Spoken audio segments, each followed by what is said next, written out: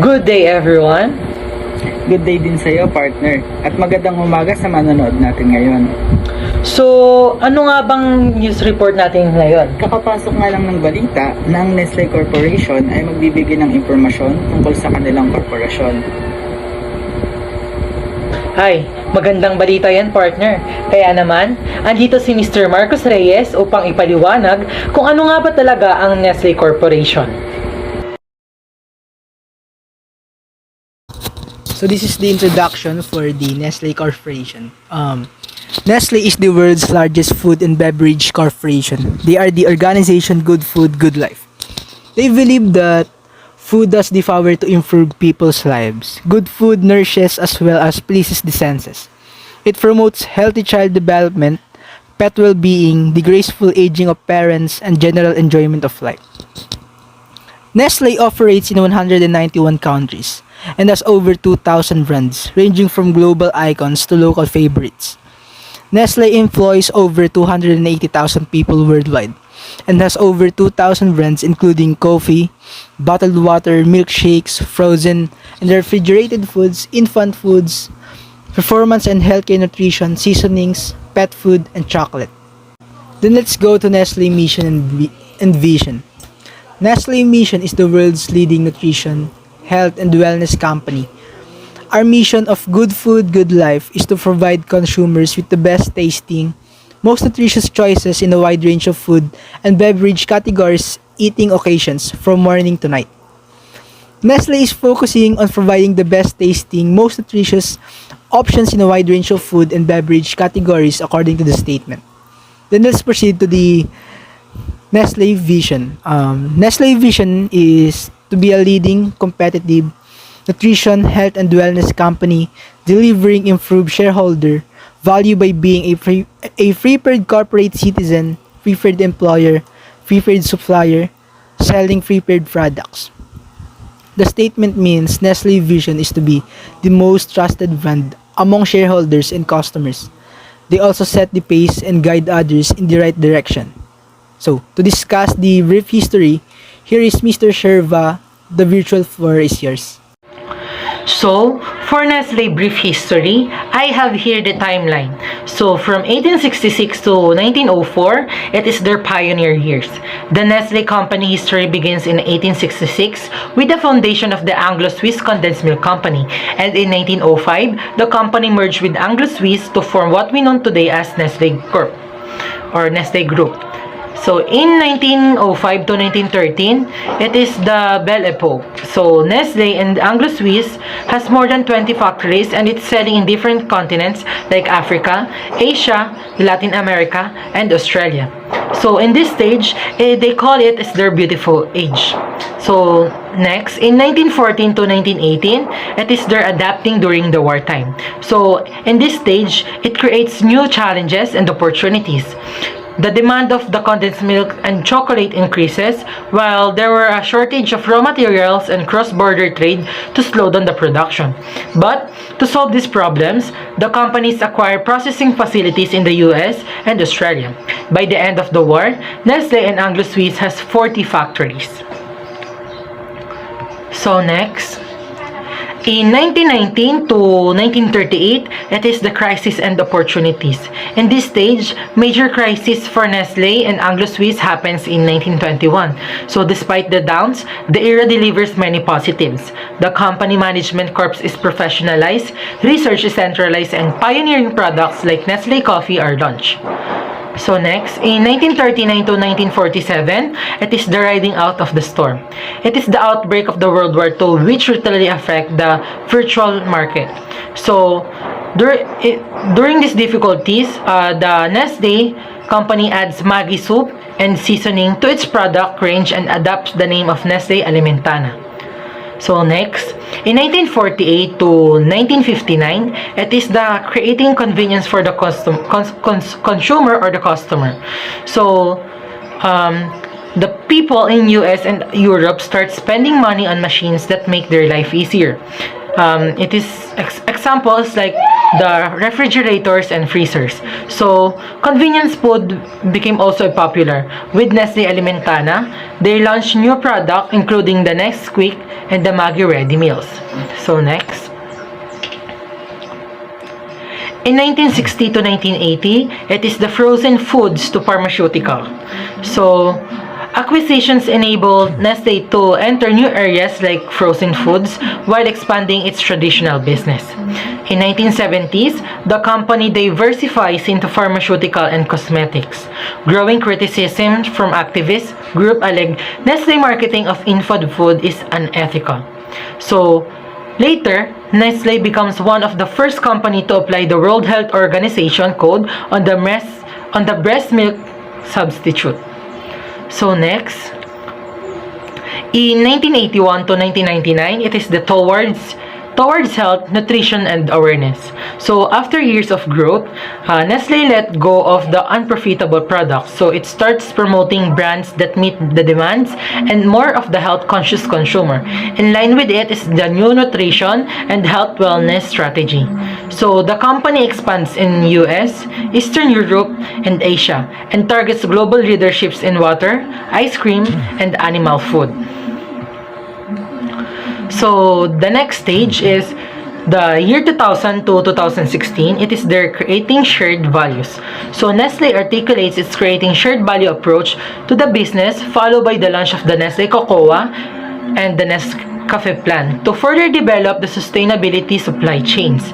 While the food continues strengthening its position in traditional and frozen food, it also focusing on the medical nutrition. So next. So, in the year 2017 up to the present day, it is a creating better tomorrow today.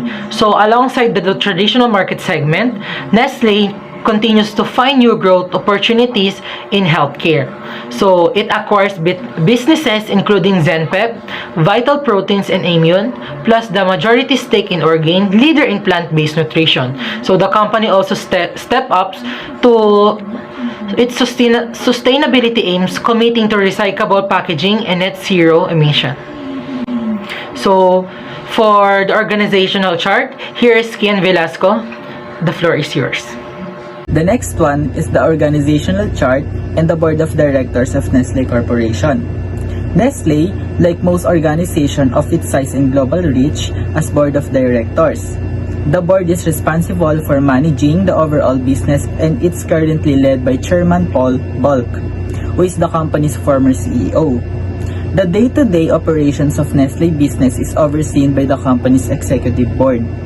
Members of the executive board manage diverse parts of the global Nestle business and occupy C-level and executive vice president positions such as operations, human resources, finance, and technology.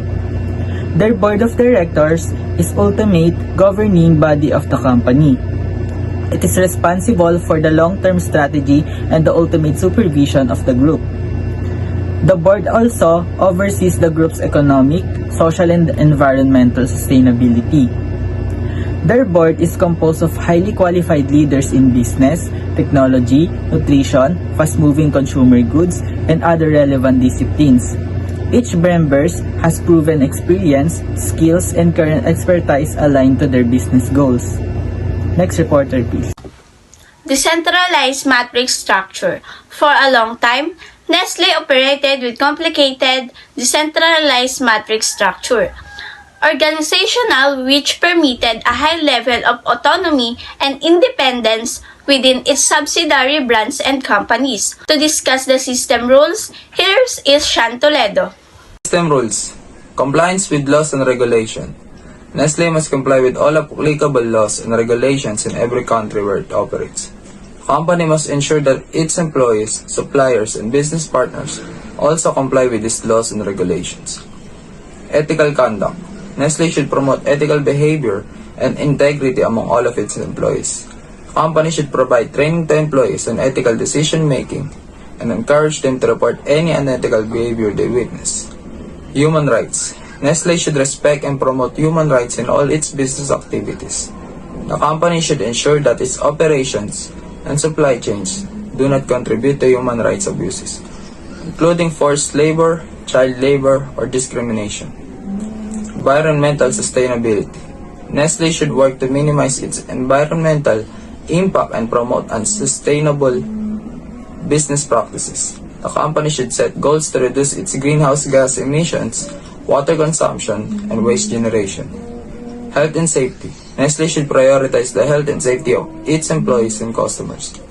The company should provide a safe working environment and ensure that its products are safe and healthy for consumption. Quality and food safety. Nestle should maintain high standards of quality and food safety in all of its products. The company should follow strict quality control measures and implement food safety protocols to ensure that its products are safe for consumption. Last but not the least, conflict of interest. Nestle should avoid conflicts of interest and ensure that its employees do not engage in activities that might compromise their objectivity or impartiality in business decisions. Next reporter. So, for Nestle ethical standards, for Nestle to be successful over time, they must earn the trust of the employees, the consumer, the customer, suppliers, shareholders, and the wider society. This depends on them acting with integrity at all times and upholding their commitments. So, Nestle company or Nestle Corporation have 5 ethical standards. So, number 1 on the list is the compliance, governance, and culture. So, Nestle are determined to ensure that their policies, standard, and procedures enable Nestle to conduct business in an ethical and principle-based manner. Supported by a robust governance system and processes, Nestle believes that they can fulfill their business requirements, meet societal evolution, and expectation to reinforce a culture where everyone feels confident to speak up. So number 2, the communication and training. Dissemination of process and tools. So Nestle runs an annual communication campaign to share ethics and compliance guidance, as well as the information about their compliance culture, principles, and values. They continually develop training materials to support and monitor this process. So number 3 on the list is the monitoring and reporting. So Nestle has a care audit program, which is their internal compliance audit process, where it aims to ensure that all of their employees and site operated by Nestle is complied with local legislation, their corporate business principles, and their code of business conduct. In addition, the Nestle have recently issued the Evolve Human Rights Framework and Roadmap. This provides a comprehensive frameworks to continue developing the preventative measures to protect human rights in their business relations with other third parties. So number 4, closing gaps. So Nestle continually assess their risks and identify and focus areas of their compliance program. There are also ethical discussion, consequences management, and action plans, and ensures that everything is implemented as promised. So last but not the least, number 5, it is the better automation of system and processes. So Nestle support their compliance activities with continuous improvement of digital tools that support effective and actionable monitoring and reporting. So, next reporter, please. The next one is the business ethics of Nestle Corporation. Integrity and fairness are part of everything that they do, enabled by robust governance, monitoring, and risk management. They take a coordinated, holistic, risk-based approach. They focus on 4 strategic areas, laid out below, while constantly looking for opportunities to improve and automate their system and processes within these areas. The first one is the right to speak up. They provide Nestle employees and all other external stakeholders with a dedicated communication channel. Speak up for reporting non-compliance concerns. This single global internal and exporting channel is independently operated by a third party to ensure anonymity when requested. Every allegation is professionally and confidentially handled. Of the 2,475 messages received in 2021, 580 were substantiated. As a consequence of substantiated cases, 133 employees had to leave the company and 6 service providers' contracts were terminated. The second one is integrity and is blended in our business practices. They conduct business in an ethical and principle-based manner, even in the absence of applicable regulatory requirements. Their commitments to integrity, fairness, and authenticity are enshrined in our company's purpose and values, our corporate business principles, and our code of business conduct. Third is taking a stand with our corporate business principles. The Nestle corporate business principles are mandatory for all Nestle employees and are integrated into their business planning, activities, operations, performance reviews, and auditing. Where their own principles and policies differ from local legislation, the higher standard applies.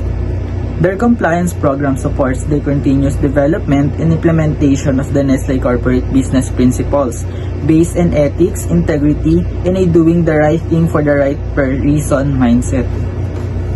The last one is strong code of business conduct. The Nestle Code of Business Conduct specifies certain non-negotiable minimum standards in key areas of employees' behavior, including integrity, compliance with laws, conflicts of interest, antitrust and fair dealing, bribery, corruption, discrimination, and harassment, and accurate reporting and accounting. Next reporter, please. The next one is the SWOT analysis of Nestle Corporation. First, the strength. The strengths are largest food company, reputed brand name, brand valuation, highly diverse portfolio, global presence, world largest corporation, health-focused breakfast, licensed deal with Starbucks and strong relationship with other brands, environmental sustainability practices, large distribution system. The next one is the weaknesses of Nestle Corporation. First is increase in prices, span of control and organizational structure, water controversy, social criticisms, Maggi noodles controversy, racially insensitive product names, unhealthy products. The next one is the opportunities. Venturing small food startups, online shopping, market penetration for breakfast cereals, expanding ready-to-drink tea and coffee market, partnerships, authentic labeling, expand through acquisitions. Refocus on profitable ventures, Nestle introduces Vuna as a substitute for tuna. Lastly, the threats. Price fluctuations by retail giants, illegal rainforest destruction controversy, water scarcity, rising competition, government regulation, economic uncertainty, hunting dark past, under fire painting Hindu god image on wrapper. Corporate business model. Continental model, Anglo-Saxon model, and Japanese model. Nestle Corporation is a Swiss multinational food and beverage company, and as such, it is generally considered to be an example of the continental model of corporate governance. The continental model is characterized by a focus on long-term stability and cooperation between management, employees, and other stakeholders, as well as a significant role for banks and other financial institutions in corporate decision-making. This stands in contrast to the Anglo-Saxon model, which is more market-oriented and emphasizes shareholder value, and the Japanese model, which places a strong emphasis on consensus and long-term employment. Elements of corporate governance. The first is the disclosure of transparency. Nestle increases transparency and accountability, which is critical for building trust with stakeholders and customers. Second, the Nestle internal control environment. All employees and directors are responsible for Nestle's internal control. Each business and functional unit should be accountable for their own end-to-end business unit and processes. The third is the shareholder rights system. Nestle engages and responds with a diverse range of stakeholders on a regular basis to set priorities for their creating shared value strategy and to support their intentions to advance regenerative food system at scale. The fourth one is the structured board practices. Nestle's approach to corporate governance is built on a set of strong principles and values established by the board of directors for their management and employees. Lastly, board commitment. The board of directors is the company's ultimate governance body and is responsible for the group's ultimate supervision. The board handles all matters that are not reversed by law, the articles of association, or internal regulations to the general meeting or another governance body of the company. So, to discuss the best corporate model, here is Miss Aname. The virtual floor is yours. Best corporate model. Anglo-Saxon and the Japanese model is the best model for the development of Nestle Corporation. Anglo-Saxon model can improve accountability and responsiveness of management to the shareholder. Nestle has transparency, accountability, and sustainability. Japanese model, this model is based on the idea of a strong long-term relationship between the company and the main stakeholder.